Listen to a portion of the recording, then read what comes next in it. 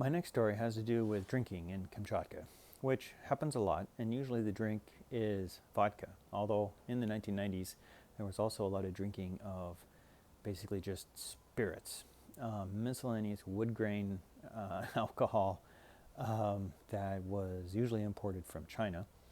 And a lot of people would claim that this grain alcohol spirit was purer, which is to say less toxic than a lot of the crap vodka that was being shipped to the area in the mid 90s. So I did plenty of drinking as part of field work, and a lot of times I was drinking even when I didn't really want to.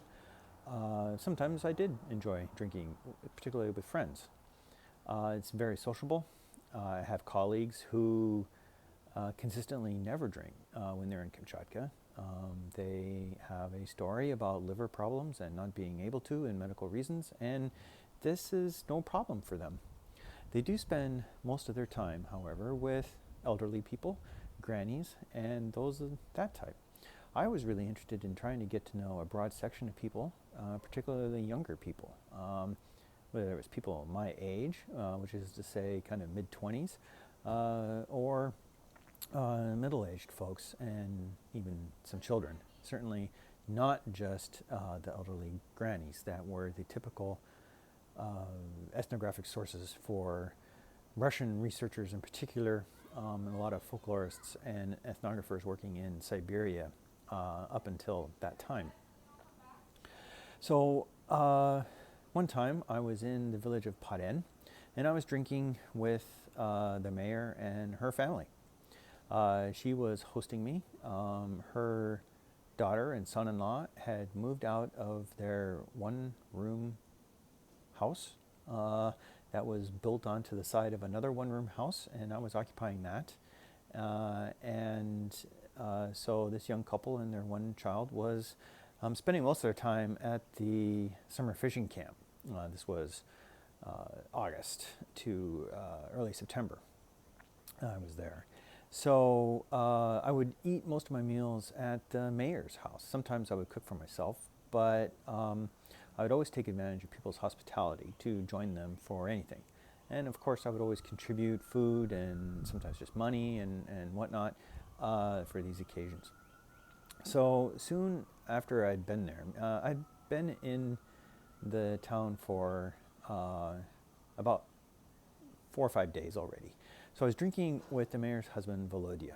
And as he proceeded to get more and more inebriated, he got a bit more aggressive. And this was an aggressiveness that wasn't necessarily physical. I didn't feel physically intimidated. He certainly wasn't a very big guy. But it was very socially aggressive and getting very personal and insulting, accusing me of the common sort of thing that, oh, you're just going to profit off of us, make millions off of our lives and misery. And I said, well, I plan on making a good living, but certainly not millions. And trying to defend myself, and then finally I came to a point like, this is bullshit. I'm already fairly drunk. I want to stop drinking, and I'm just going to stop this entire interaction. So I said, okay, I'm done. And I left.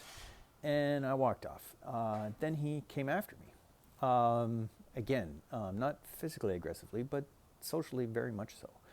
And was harassing me to continue drinking, and I swore at him, basically told him to fuck off, which is pretty severe in Russia, but again, a very masculine sort of interaction that seemed appropriate at the time.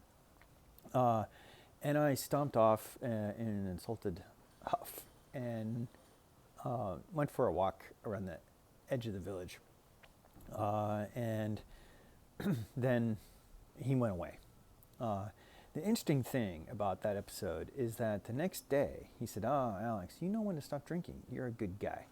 You're not like some men who just keep drinking until they fall under the table.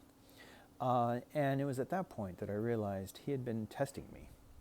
He'd been testing my mettle as a man, and also my sensibleness as another person. And fortunately, I came out successful in both of those situations.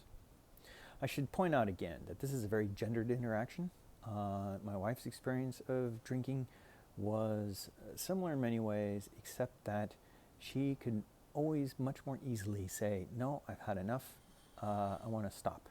Whereas sort of masculinity in these rural villages is men keep drinking till everyone has stopped.